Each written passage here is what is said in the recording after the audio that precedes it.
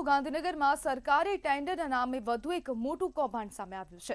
સચિવાલયના નિવૃત્ત નાયબ સચિવના પુત્ર અને તેના પરિવાર દ્વારા Morbi smart city, Surat riverfront અને ચૂંટણીમાં સીસીટીવી કેમેરા લગાવવાના નકલી વર્ક ઓર્ડર બતાવી ₹7,61,00,000થી વધુની ઠગાઈ કર્યાનો આરોપ છે।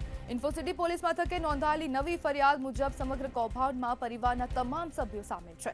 ગાંધીનગર સેક્ટર 23માં રહેતા કન્સ્ટ્રક્શન વ્યવસાયી મોન્ટુ પટેલ સાથે 2016થી 2025 સુધી ફ્રોડ કર્યું। નીરવના પિતા નિવૃત્ત સચિવ હોવાના કારણે ફરિયાદીને વિશ્વાસ હોવાથી રૂપિયા આપતા હતા। આ કૌભાંડમાં નીરવ દવેનો પુત્ર સરકારી પત્રો એડિટ કરીને નકલી વર્ક ઓર્ડર બનાવતો હોવાનું તપાસમાં ખુલ્યું છે।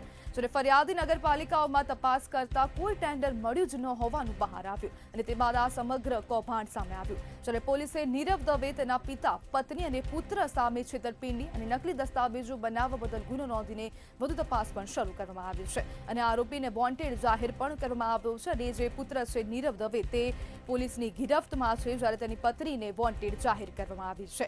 આખો પરિવાર સામેલ છે, જ્યારે પોલીસે આખા પરિવારની સામે ગુનો નોંધ્યો છે।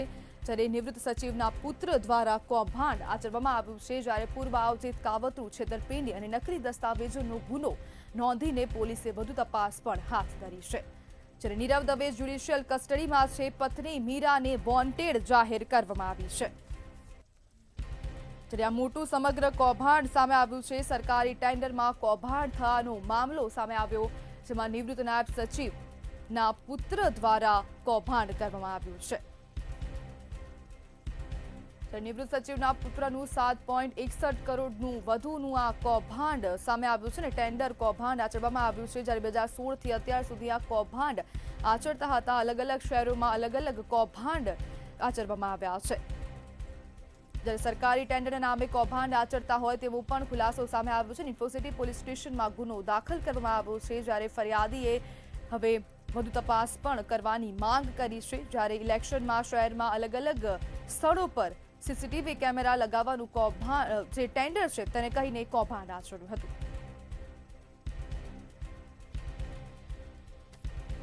ત્યારે આપણી સાથે સામાજિક સેવક ભીખુસિંહ પરમાર જોડાઈ ગયા છે। ભીખુભાઈ, સરકારી ટેન્ડરના નામે નિવૃત્ત સચિવના જે નાયબ સચિવ છે તેમના પુત્રએ જ કૌભાંડ કર્યું છે, શું કહેશો? હવે આવા શિક્ષિત વ્યક્તિઓ જો આ પ્રકારના કૌભાંડ કરતા રહેશે તો આમ જનતાની તો વાત જ ક્યાં કરવી।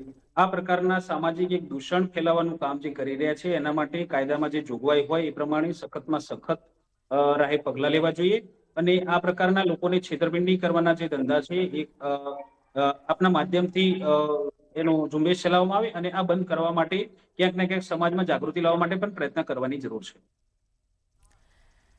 જે પ્રમાણે હવે મામલા સામે આવી રહ્યા છે, વારંવાર રાજ્યમાં અનેક જગ્યાએ કૌભાંડો થઈ રહ્યા છે, ત્યારે હવે એક આ ટેન્ડરની પ્રક્રિયામાં કૌભાંડ, તો તેને લઈને શું કહેશો અને કેમ હવે જે ટેન્ડરની પ્રક્રિયા થઈ રહી છે તેમાં પણ પારદર્શિતા નથી આવતી? ટેન્ડરની પ્રક્રિયામાં ઉપલા લેવલથી જે ટેન્ડર પ્રક્રિયા હાથ ધરવામાં આવે છે એમાં ક્યાંક ના ક્યાંક લાગતા વળગતા એમના જે માણસો છે એમને ક્યાંક ના ક્યાંક આ પધરાવાના કારણે ને ક્યાંક એમના પર છત્રછાયા હોવાનું, કોઈ પોલિટિકલ છત્રછાયા હોવાનું પણ આની અંદર જોવા મળે એવી શક્યતાઓ છે। જો બિલકુલ, જોડાવા બદલ આપનો આભાર।